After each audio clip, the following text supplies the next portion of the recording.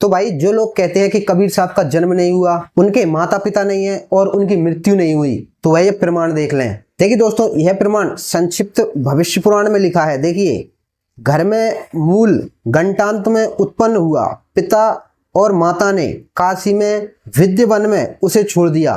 तभी कहा जाता है दोस्तों कि कबीर साहब का जन्म काशी में हुआ था। वहां पर एक निसंतान अलिक नाम का वस्त्र निर्माता जुलाहा व्यक्ति आया और उस बालक को लेकर अपने घर आ गया। वह सुंदर मुख वाला बालक कबीर नाम से प्रसिद्ध हुआ।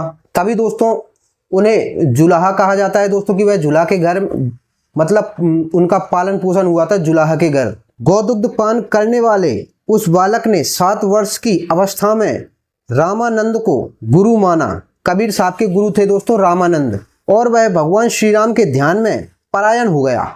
कबीर साहब ने भगवान श्री राम का ध्यान किया था, भगवान श्री राम की भक्ति करते थे। वह अपने हाथ से भोजन निर्माण कर भगवान विष्णु को समर्पित करता था। मतलब कबीर साहब अपने हाथ से ही भोजन बनाते थे और भगवान विष्णु को समर्पित करते थे अथवा भोग लगाते थे।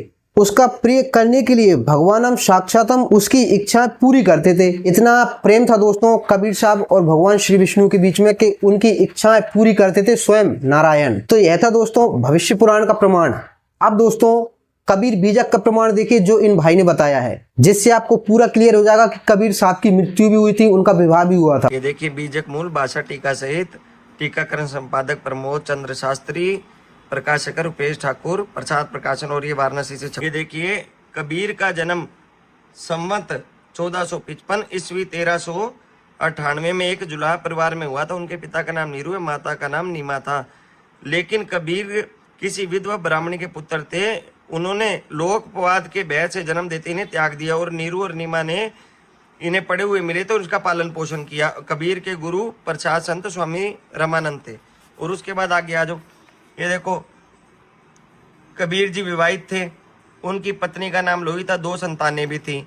और कबीर साहब की जो मृत्यु हुई थी ना, वो हुई थी संवत 1575 और ईस्वी 1518 में।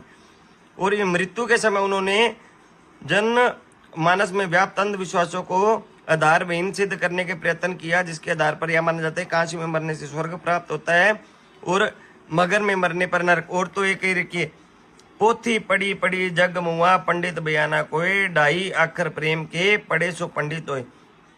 कबीरदास जी संत परंपरा में सबसे निराले और अलग दिखाई देते थे, परंतु एकमात्र कबीरदास जी ऐसे संत हैं जिन पर हिंदू मुसलमान दोनों समुदाय ने अपना होने का प्रबल दावा किया था। और कहा जाता है कि मरणोपरांत उनकी